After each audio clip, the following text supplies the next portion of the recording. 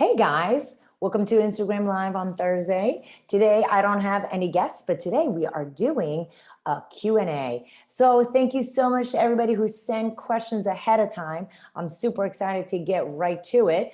Feel free to put questions as we're going through them. I'm gonna go, hey Lily, hey Amanda, hey Alexandra, Shania. Anyway, thank you guys for coming. And so here's what we are.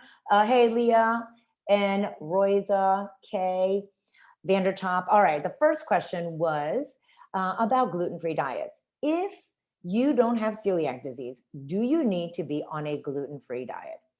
You don't need to be on a gluten-free diet if you don't have celiac disease. Now, there's a lot of people who have gluten sensitivity, and it's called non-celiac, non-allergic, non-enterohepatic, very fancy names. Anyway, non-celiac gluten sensitivity.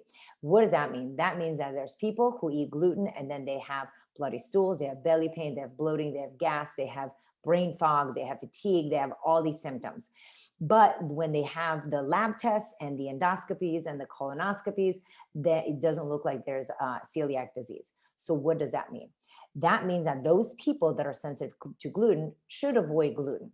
If you don't have any of those issues, you don't need to avoid gluten. However, gluten itself is not the problem. We are a culture of gluten overload. Man, we love our bread, our crackers, our cereal, pasta, waffles, pancakes, right? You name it. So the problem is that we are gluten overloaded in our society, not only in those bread products, but I want you to start looking at your salad dressings. Salad dressings often have gluten. Why? Because they make them thick. Gluten is sticky and gooey and makes sauces thicker. There's gluten in hair products and cosmetics. And you go like, what the heck does that have to do with anything? Which is, by the way, what I used to say. But just remember, the skin is another organ and it gets absorbed through our organ. So when you're covered in cosmetics, shampoos, and conditioners that are full of gluten, when you're eating foods that are continuously full of gluten, your body becomes gluten overloaded and you can develop a sensitivity, and in some people, an allergy, which shows up as celiac disease. Fun fact, I don't have anybody in my clinic who has a Brussels sprout intolerance, sensitivity, or allergy. Why? Because we don't eat Brussels sprouts to the effect that we eat gluten. And if you go, I don't eat that much gluten. Okay, well, I just want you to go to your next birthday party and you're going to be gluten-free. See what you can eat. Almost nothing.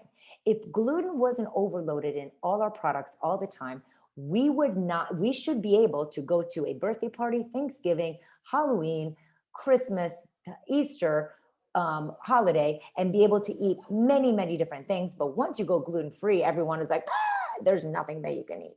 So the next question is, but if you have celiac disease, one parent has celiac disease and the other parent doesn't, what can you do to prevent transmission of celiac disease to the newborn and to the child? What a great question. Here's the thing.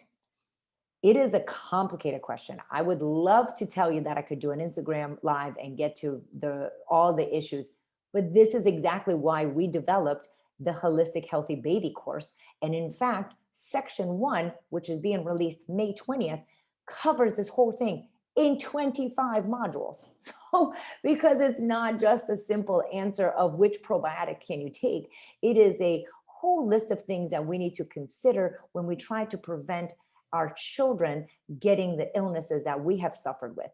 Just because genetically we might have XYZ of an issue does not mean that that's a guaranteed thing for our children. But there are things in our difficult world, because generally speaking, we live in an unhealthy world. We have so many issues. So there's a lot of stuff that we need to be aware of in our environment, in our stress, in our bodies, in our gut health and delivery, pregnancy, and how we raise our children so we can prevent our children from having chronic disease. Next question in the food category is, can we have animal products in our diet? I do a lot of plants in my diet, but I do eat meat, I do eat eggs, and I do find the benefits of animal products in diet. Of course, they have to be grass-fed, and they have to be properly raised on a pasture, organic, without antibiotics, without arsenic. Exhausting. If I just exhausted you, do not worry about it. There's this handy dandy book I have right here. In this book, I tell you how to buy your eggs, your chicken, and your meats. So you don't have to sit and wonder. It's handy dandy, super easy. You open to the chapter, you know exactly what labels to look for, and you move on with your day rather than spending 7,000 hours Googling what foods can I feed my people. I do think that as a culture, we eat way too many animal products. Way. There's no reason why we have meat at breakfast, lunch, and dinner. None. Zero. Ideally, you want to strive for one meal of the day with meat and the other ones to be plant-based. No one's going to get there in 3 seconds, right? That's going to be a process. I do. Animal products provide us with iron, B12, zinc, selenium, tons of amino acids, proteins, and fats. But it's very important to know where you're sourcing your meat products. You just can't be like, oh, it's fine to eat meat. Remember, a lot of our meat products come from farms that don't use a lot of uh, humane ways of raising the animals, which causes a lot of illness, a lot of stress, which then translates into meat that is actually more inflammatory and causing more problems rather than benefits. In fact, cows that live in a square space, like the traditionally industrialized cows that live in basically mud and dirt, Food Inc., if you don't know what I'm talking about, awesome documentary, when their meat is actually higher in omega-6, which is a pro-inflammatory fatty acid, versus omega-3. Cows that live on a pasture, eat grass, and live out in the sunshine have meat that is higher in omega-3, which is a potent anti-inflammatory essential fatty acid, just as an example. All right, then the last two questions in the food category are, what ideas do we have for healthy kids meals and snacks? When it comes to healthy kids meals, my motto is kids should eat what adults eat. There should be no kids meals. Babies are different. We're going to talk about babies in just a second. But when we're talking about kids, we have done our culture a disservice by creating kids meals, calling different foods kids foods. Their food is food. Children should not eat chicken nuggets, mac and cheese, pizza, fish sticks. You know what I'm saying? We do that because it's easy and convenient. And as we've learned in March during the sugar challenge, all these products are laden with sugar. So the chicken nuggets have sugar in them, fish sticks have sugar in them, the mac and cheese has sugar in it. So they're all created with thinking about the children, so we can get them more sugar addicted. They become pickier, and now we're like, oh well, we can't feed them family meals because they're so picky and annoying. Sorry, I have 3 children. I love my children, but they can be annoying, and especially when it comes to meals. So in my house, since 2007, there's no more kids meals, and we've done that, and my kids are now like, in college, and we've done that. It was hard because we did use the chicken nuggets and the mac and cheese and all the other stuff, but children should eat family meals. And if they we are in charge of telling the children when we eat, where we eat, and where. So when, where, did I give them the 3 questions? The children are in charge of what? So we put it in front of them and we tell them, all right, for dinner tonight, we're going to have, let's say, chicken, broccoli, and rice. Now, you know that your child is not going to eat the broccoli or the chicken. They're just going to eat the rice. In that case, you can put another vegetable or fruit, only plant as another option. So to make sure that they're going to have 2 different, something that there's going to be a sure thing. The sure thing cannot be an animal product, cannot be cheese, cannot be dairy, cannot be crackers, and needs to be a plant. If the child chooses not to eat, they are fine. They're excused from the table. And as you will read in the Rule of 5, where I tackle picky eaters on a couple of chapters, is that I have a child who eats air. He's 14 now. He eats air sometimes. And he's made it to the age of 14, taller than I am. Really, he's gotten a lot stronger. And he was fine without eating kids' meals. So getting out of our mind kids' meals is got to go. Mindset, because one of the things that everyone says, how do we begin? How do we start?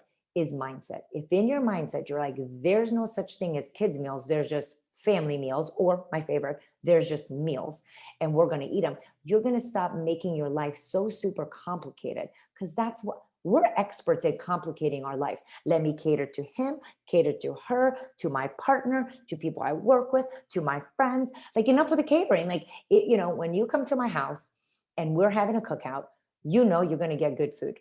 There's no Doritos.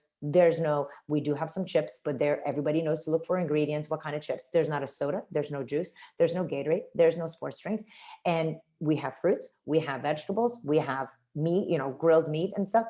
And there's children of all ages. And I haven't heard when they come, maybe because I scare the doo-doo out of everybody, but no one is sitting there like, oh, Dr. Temple or Mrs. Temple, where's the juice box?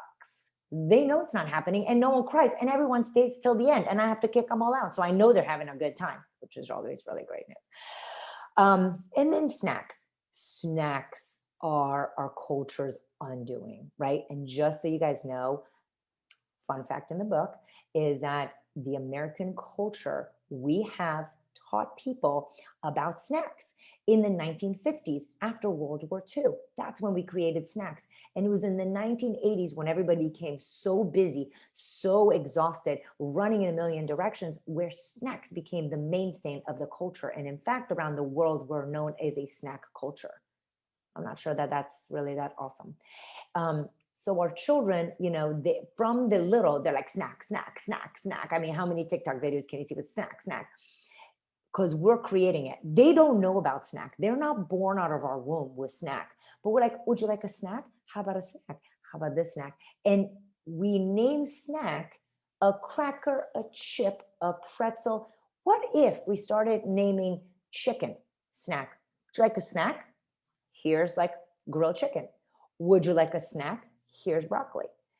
And we change it. So just remember, we are creating the snack. They're not. Just remember, pointing this way. It's this way. We are creating the snack monsters. I created the snack monsters. Healthy snacks are going to be fruits and vegetables. The children, of course, that's not the first thing that they're going to go for. They're going to want the orange crackers and the orange Doritos and the chips, because the food industry has created these chemical experiments while using our children as their guinea pigs. Yes, they did. And while using our children as guinea pigs, they've created these garbage that we think is nutritious. And then we'll come up with excuses. Like, you look on the label, it's got protein, fiber. Oh, not a lot of sugar, but and then we're like, no. Let's read the BHT. What? TBQH? What the heck is that? Oh, monosodium glutamate. Now, when you actually start reading what's in there, you're like, wait, this is a chemical experiment. But they put a nutrition label on this garbage, implying that there's nutritional value to this garbage. And so we go, oh, I mean, it is back to the kid food. It is kid food. I mean, if I didn't give my kids Doritos, I'm totally making fun of myself, by the way. I fed my kids all these foods. But if we feel like, oh my God, if I don't give my kids Doritos, they're not going to have a fun childhood. If I don't give my kids ice cream regularly, they're not going to grow up and be happy. You know why you think that? Because Coca-Cola went and put a Coke in people's hands, and they're like, well, the way you remember a really fun family activity is with a Coke in your hand. So now you're like, oh, I have fun when I have a Coke in my hand, because the marketing is brilliant. Brilliant. I'm trying to study them so I can see how I can make a tomato as exciting, because I need to make the tomato and cucumber as exciting as a glass bottle of Coca-Cola, because well done, food industry. We are completely brainwashed. And now we think that we're depriving our children of fun, joy, and happiness because we don't give them a cookie. Are you kidding me? Like, children want to hang out with their parents. Children want to play games. They want to run in the sunshine. And except for the kids that now have a COVID brain, which we're going to get to in a second. So just beware. Fruits and vegetables, cut them up, dips like hummus and guacamole. You can do a charcuterie platter with a side of fruits and vegetables. The children will eat what is in front of them. They are lazy creatures. I live with them. Again, I love my children dearly, dearly. They're lazy. So they will walk by the kitchen like this, must go in search of food. And I have 2 teenage boys at home left, right? So they're like, search of food like this. And they go, oh, pantry, oh, package, eat it. And then they pass the silver box called the refrigerator, because when you open, it's exhausting to open the silver box, to grab a strawberry, cut it up, an apple, slice it. You can't. Now, if mama is at home and dad, as my husband does this now a lot, and when the kids come home from school, there's strawberries and cucumber slices and hummus and red peppers and whatever. The kids are like, oh, food, easy. And they will eat it before they go to the pantry and crush the packaged snacks. We have packaged snacks in my house too, so I'm not saying that you can't package snacks, but be careful of the kids and kind of using the excuse, well, they won't eat it. Yes, they do, but it has to be in front of their face. It has to be pretty and color. The human brain wants color, easy, and the child brain is lazy, would like the food to be made for them. My 17-year-old son is like, I will eat any fruit or vegetable that you cut up for me. I just can't cut it. And I enable this situation. Yes, I know I'm an enabler, but I prefer that he eats a lot of fruits and vegetables. So we go through the process of having it prepared. So that is the trick to snacks, is having it prepared. Second snack trick, and we're going to move on, is before they reach for packaged food, always make sure that they have a plant. I've been doing this since we changed our lifestyle in 2007. And so they're like, I need chips. I didn't say no chips. I said, great. But before you have the chips, what fruit or vegetable do you choose to have? And they eat a fruit or vegetable, then they got the chips in an isolated package, which I know is not earth friendly, but I was trying to teach them portion control. Then if they want another snack, what other fruit or vegetable would you like in order to earn the right to the next snack? When we teach our children that they earn the right to a packaged food after they treat the body right with a plant, they understand that it's not a no, but we are going to provide the body with really good food. And occasionally you're going to eat something from a package. Big deal. We're moving on. And we did this even when my kids were eating Lucky Charms and Pringles and orange crackers with peanut butter. So I didn't take those away. Like the first thing, yes, I got rid of some, but I started with plants, because if I fill the bellies with good food like fruits and vegetables, they're going to want less of the junk. And if they're bottomless pits, well, then I kicked them outside and I was like, don't come back inside for an hour, because you're clearly now just bored before you have another round. So it is so difficult. So I'm going to take some questions in the food category. We're going to move to some natural remedies, and we're also some supplement questions that came through if we have time. If not, you know what? Next time. All right, let's see. Kaylee, you're awesome. Tips for handling other parents who give crappy food in front of your kids and offer. P.S. I always bring healthy snacks, but it gets turned down. I'll tell you that so at my house, the kids eat really good food. When we go to other people's places, I just kind of let them do what they're thinking. The other parents do love to tell me how much garbage my one child likes to eat at their houses. They're like, he crushed the Doritos and drank a gallon of milk. And I'm like, I know, you tell me this every time. And he's fine, whatever, because at my house, he's not eating any of that. And so he goes to someone's house and crushes the pantry. It's fine, because I'm teaching them. All the events I go, I bring the food, and I always bring, when you bring the healthy, I bring the healthy snacks. I always put them on the table. They get eaten because I don't even make a big deal about it. I'm just kind of like, I just brought strawberries because they're so pretty, and they get polished. And if I know that, let's say celery doesn't go over well, I'm not going to bring celery, but I'm going to bring the strawberries, the apple slices, maybe a dip with a little caramel dip, which does have sugar, but it gets the people eating the apple slices. And I'll take the caramel that I'm making at home versus, all the store-bought cookies. So I do a little give and take, and I have to let go. We have to let go. The tighter the control, the more issues we cause, because we're coming to the situation with a lot of stress and anxiety. Katern, laughing, or at school where the teachers default to gummy snacks due to all the allergies. Okay, I'm not a teacher. So thank you to my teachers. This is not a criticism on teachers, but I want to say that when I went to school, I never got a piece of candy. I answered questions because I'm supposed to answer questions. I did my work because I'm supposed to do my work. I ran a lab. Yes, in our town, you get a candy bar at some schools if you run a lab for gym. And we don't think that's a problem. Okay. Um, for the kids, some things that kids respond to is, hey, listen, when you get candy or gummy bears at school, if you bring them home, I will pay you a penny or a quarter or whatever.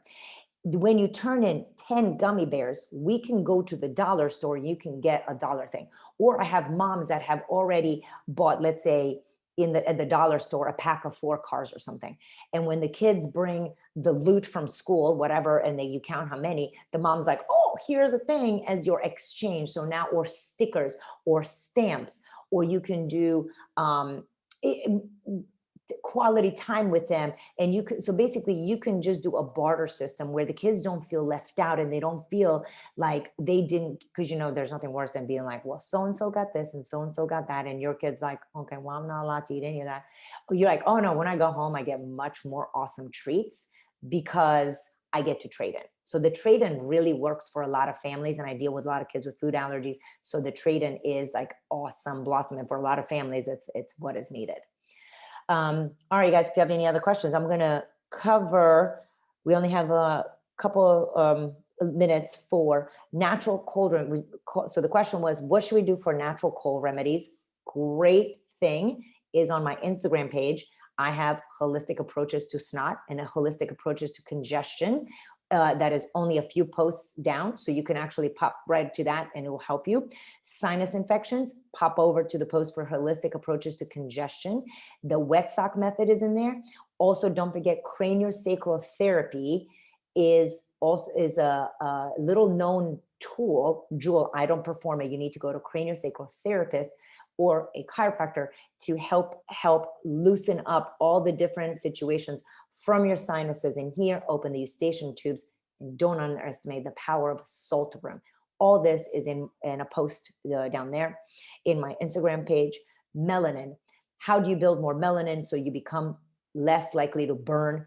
You can't develop melanin naturally. However, there are foods that are high in lycopene and vitamin A that could be sun protective. So natural sun screen protection. And those are going to be our tomatoes, going to be our sweet potatoes, our carrots, our very colorful vegetables, your orange peppers, red peppers. So the very colorful red and orange fruits and vegetables actually can help you build more natural sun protection, not by building melanin, but helping your body be more protected against the UV light with the vitamins and minerals. And then sunscreen. If you use sunscreen, are you getting less vitamin D? Yes, that is a true story. So it's fine to let your children and your body in the sun without sunscreen, without burning. I will tell you, because this girl right here is fighting the wrinkle situation and I'm aging gracefully. There's no sun on my face.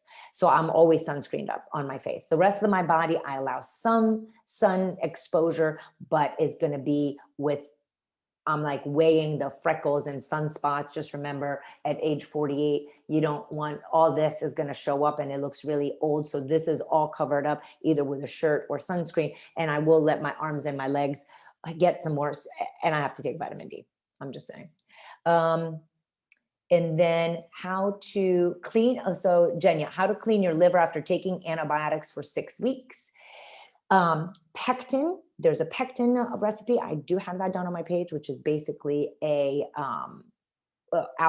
basically homemade applesauce. If we're going to get down to it, it's apple, cinnamon, a little bit of sugar, a little bit of vanilla if you want to, and you boil the apples until they're soft, and then you mush them all up with a little bit of clove, and that creates a nice thick layer to help heal the gut. A great probiotic we need. Remember that cruciferous vegetables like broccoli, cauliflower, Brussels sprouts, as an example, when we eat those, they help our body make glutathione. Glutathione is a fabulous element in our body that helps the liver detox. Pooping every single day, is going to help us get rid of the damage from the antibiotics. Hydration, tons of water, sweating every day, and really plants, tons of plants. The more plants, and it's not just about I ate a gallon, you don't even say a gallon, I ate a pound of strawberries. It's more about I ate a variety. So the Plan Point Challenge, which we did in January, was to help everybody increase the intake of as many plant points as possible, because plant diversity helps our gut recover from antibiotic damage. What do we do for red dyes due to allergies? Any suggestions appreciated? Oh, red eyes due to allergies. Oh, I'm a healthy person. That's actually an easy one. It is this Pataday is now went over the counter. It used to be like $200. So Pataday is my favorite. It's one drop once daily, no burning, no stinging. And I believe I've seen it at CVS for 23 bucks. The best thing for red eyes during allergy season. You can get some homeopathic stuff. This stuff rocks. All right. Kaylee, thoughts on high on multivitamin for kids? Kaylee, I'm going to direct you to my YouTube channel where I have a whole YouTube video on multivitamins and my thoughts on multivitamins. Generally speaking, that's a very nice brand. Love them. I've seen them. I've investigated them. I've talked to them. I just don't think children need a multivitamin, and multivitamins, generally speaking, do not provide us with what we need exactly. So if you guys want to go to my YouTube channel, I have lots of great information there as well, including sugar addiction and heavy metal detox, which was another question.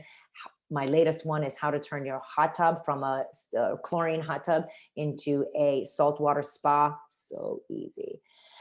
And Lopez, what is your opinion on probiotics and omega supplements for children? Love them. That's part of my standard thing, which somebody had a question like, what are some standard supplements for children? Probiotics, make sure you get a great brand. Clear Labs is one of my favorites. And omega-3s, I do use Nordic Naturals. It is a cod liver oil. If you don't like that, you can use plant-based, and it's going to be cold-pressed flaxseed oil. Danny, my 2-year-old son is becoming really picky eater. Is there any supplements I can give him that would help? He also suffers from eczema. Danny, you need to be in my eczema program. In the eczema program, we deal with picky eaters as module 3. And we help you overcome the picky eating, which will help overcome the eczema, because without changing the picky eating, we cannot heal the eczema. And there's not one supplement that is it's a go-to. I mean, vitamin D, as we said, probiotics and omega-3, but without changing the diet, we cannot get rid of the eczema. Danny, I would love for you to come over. Send me a DM. I can send you a link over to our eczema program, where we will help with all those things with a health coach, with myself in Facebook Lives, and we will guide you through the whole process so we can prevent your child from developing other issues, because eczema is just the beginning of the issue, with many more issues to come if we don't turn it around. But we got you. We got you. Diana, probiotic that I like is Clear Labs. And you guys can go into my, my bio. And actually my supplement store is right there. So you can click on it. You can also click on, if you have viral illness, in the supplements, you can actually find the protocols. And the protocols are for viral illness, prevention of viral illness, a starter pack, the dosing of omega-3s, dosing of zinc, dosing of vitamin D. And Keek just got diagnosed with celiac disease. Oh, I'm so sorry that that's happened. Should I keep gluten away from my 9-month-old son? No, we should not keep gluten from 9-month-old son, but we need to do some serious gut work on him so he does not develop celiac disease. That is a little bit more involved. This involves in kind of looking at his overall diet, some of the supplements that we're taking, including vitamin D and probiotics. Again, Infant Clear Labs is a great place to start, and orthomolecular vitamin D3K2. But we don't want to take gluten out of his diet. Of course, we want to keep it to a minimum, and we want to just throw fruits and vegetables at this boy. And our last question is, Isaac, what milk do you recommend for toddlers and that doesn't contain any gums or fillers? Isaac, I got you covered. go check out my YouTube channel.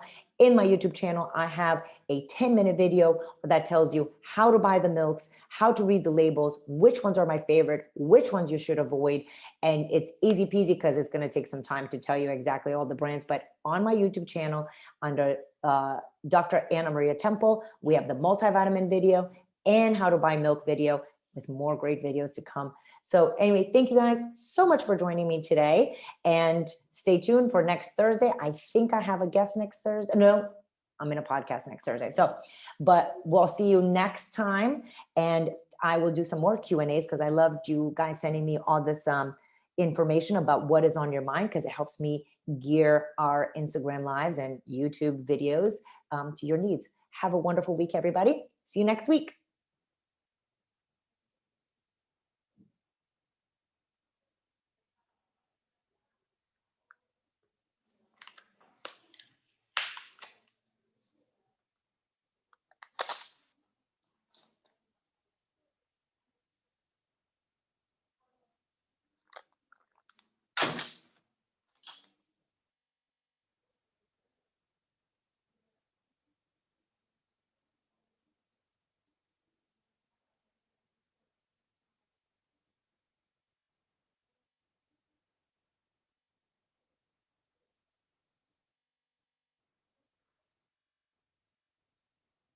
Oh, did I stop recording?